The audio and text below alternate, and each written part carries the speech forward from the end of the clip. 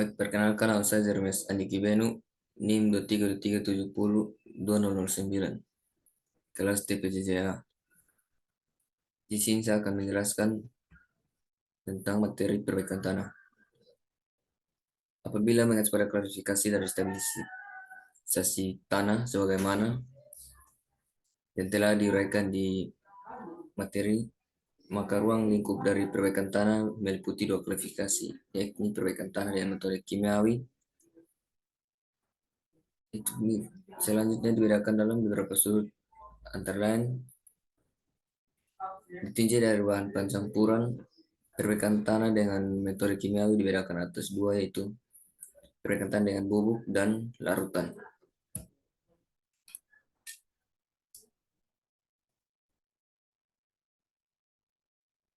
Ditinjau dari jenis material bubuk, perbaikan dengan mode kimiawi dibedakan atas perbaikan tanah dengan semen, perbaikan tanah dengan kapur, dan dengan abu. Ditinjau dari cara pencampuran, perbaikan tanah dengan metode kimiawi dibedakan atas perbaikan tanah dengan metode pengadukan dan penyuntikan. Prinsip dasar perbaikan tanah. Teknik perbaikan tanah memiliki prinsip dasar bahwa kapasitas tanah yang berkurang baik dan berbagai aspek dapat diperbaiki melalui peningkatan sifat-sifat daripada tanah sesuai dengan tujuan perbaikan yang diinginkan. Jika yang diinginkan adalah peningkatan daya dukung tanah dan kuat geser tanah, maka beberapa parameter tanah perlu diperbaiki seperti volume tanah, kohesi tanah, sudut geser dalam tanah, dan tekanan pori dalam tanah. Teknik memperbesar koefisien permeabilitas tanah dapat dilakukan dengan urugan pasir pada permukaan atau pencampuran pasir melalui teknik injeksi ke dalam lapisan tanah dalam. Tindakan seni dapat juga dilakukan untuk memperkecil komparabilitas tanah sehingga dapat memperkecil penurunan pada lapisan tanah yang menerima beban. Jenis-jenis perbaikan tanah yaitu perbaikan dengan semen itu menggunakan sebagai bahan pencampur, perbaikan dengan kapur sebagai bahan pencampur tanah yang lemah dan halus, perbaikan tanah dengan abu sebagai pencampur dapat berasal dari abu-abu, batu, abu terbang, abu sekam, dan lain. Perbaikan tanah dengan larut kimia, yang mana di berbagai bahan kimia yang bisa digunakan untuk meningkatkan parameter tanah seperti larutan soda, kaustik, larutan asam sulfat, dan berbagai larutan lainnya. Perbaikan tanah dengan pemadatan yaitu penyaluran energi tumbukan dan vibrasi secara langsung ke lapisan tanah yang kurang padat.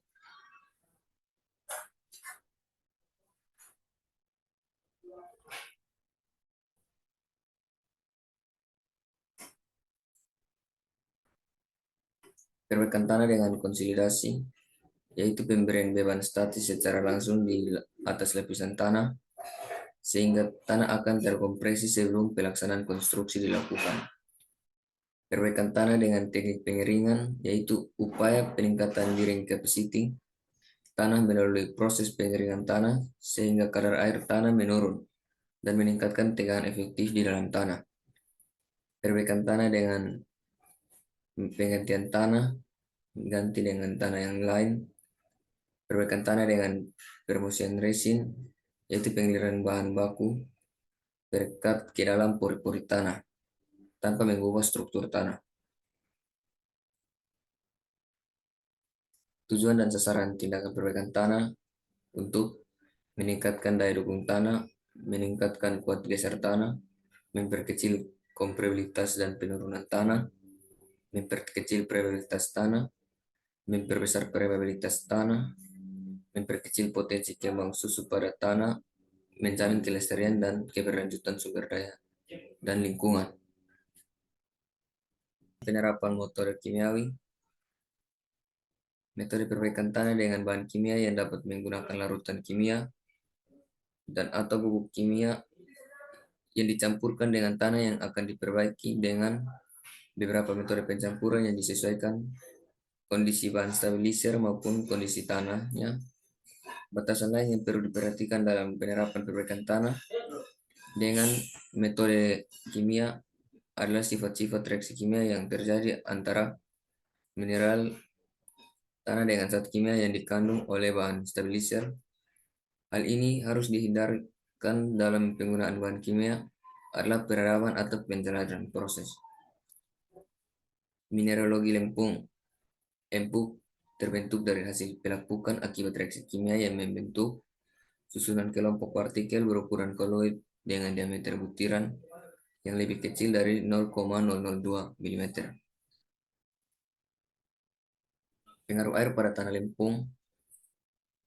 Keberadaan air membuat luas spesifik surface akan menjadi lebih besar.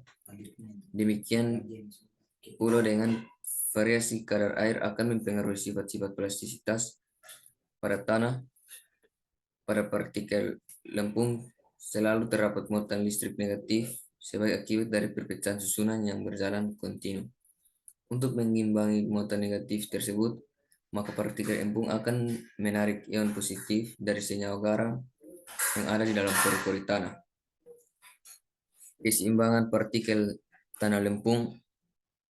Pada jenis tanah lempung, bentuk dan posisi partikelnya akan sangat mempengaruhi karakteristik dan sifat-sifat teknisnya, seperti permeabilitas, stabilitas, karakteristik deformasi, serta distribusi tegangan di dalam lapisan tanah.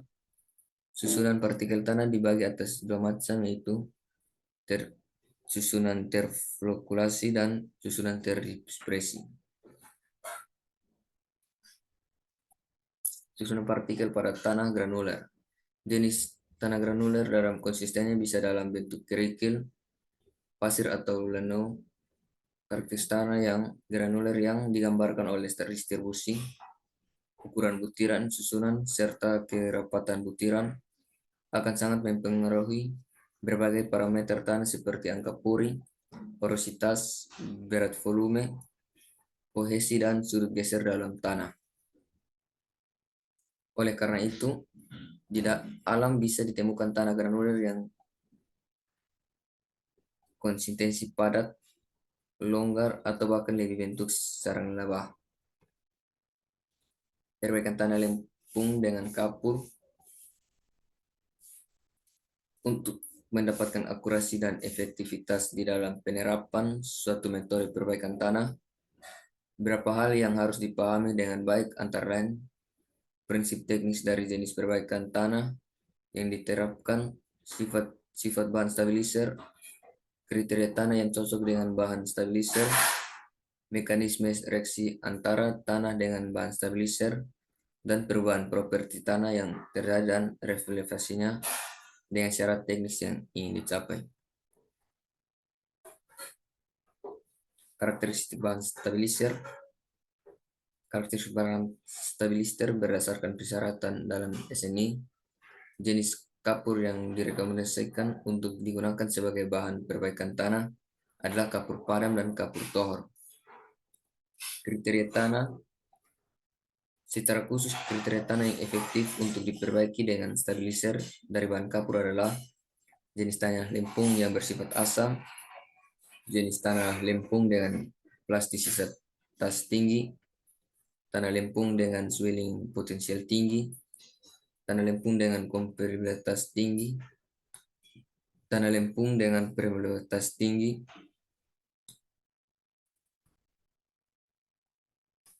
Mekanisme reaksi. Pada perbaikan tanah dengan penggunaan bahan stabilizer kapur tergolong sebagai reaksi sementasi. Sebagai contoh, apabila digunakan jenis kapur tohor, akan terjadi mekanisme reaksi dalam dua tahap, yakni reaksi pertukaran ion dan reaksi sementasi. Perubahan properti.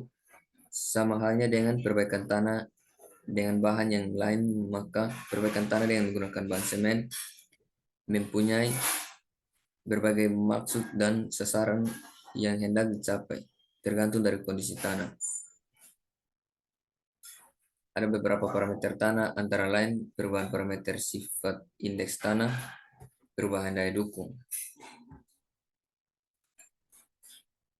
Perbaikan tanah dengan metode fisik itu merupakan metode untuk bertujuan meningkatkan kinerja tanah dalam berbagai aspek seperti daya dukung, penurunan, permeabilitas, dan lain sebagainya. Untuk membedakan antara perbaikan tanah secara fisik dan perbaikan tanah secara kimia dapat dilihat dari mekanisme yang terjadi antara tanah dan bahan yang sudah dilakukan.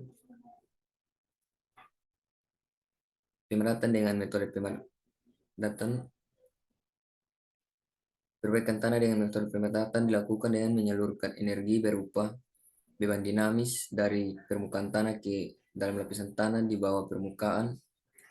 Metode seperti ini sangat umum digunakan di perbaikan tanah dasar menggunakan alat berat di bawah lapisan perkerasan tanah seperti jalur